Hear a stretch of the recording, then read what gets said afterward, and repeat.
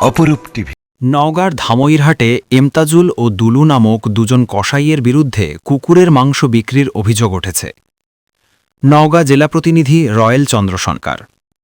রোববার ১৫ই ফেব্রুয়ারি উপজেলার জাহানপুর ইউনিয়নের মঙ্গলবাড়ি বাজারে খাসির গোস্ত বিক্রয়ের দোকানে কুকুরের গোস্ত বিক্রয়ের ঘটনা ঘটেছে। মুহূর্তে সামাজিক যোগাযোগ মাধ্যমে বিষয়টি ভাইরাল হয়।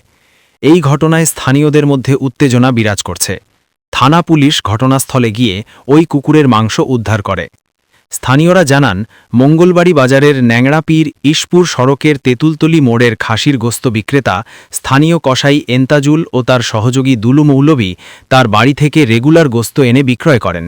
সকালে তার বাড়িতে কুকুর ধরে জবাইয়ের ঘটনাটি স্থানীয়রা জানতে পেরে বাজারে বলাবলি করতে থাকলে দ্রুত গোস্ত ফেলে দোকান থেকে পালিয়ে যায় কসাই এন্তাজুল ও দুলু মৌলভী। ঘটনার পরে শত শত নারী পুরুষ ঘটনাস্থলে ভিড় জমায়।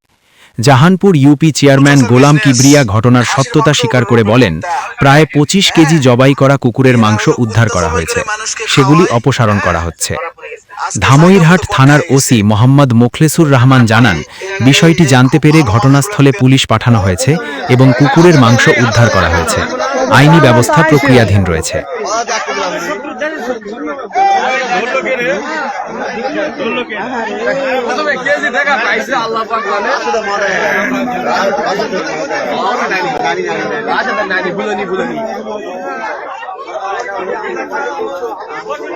ভাই কে যাবো করছে বলেন দেখ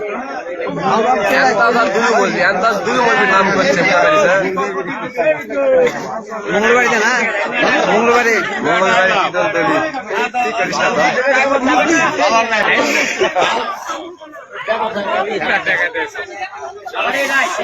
দেখেন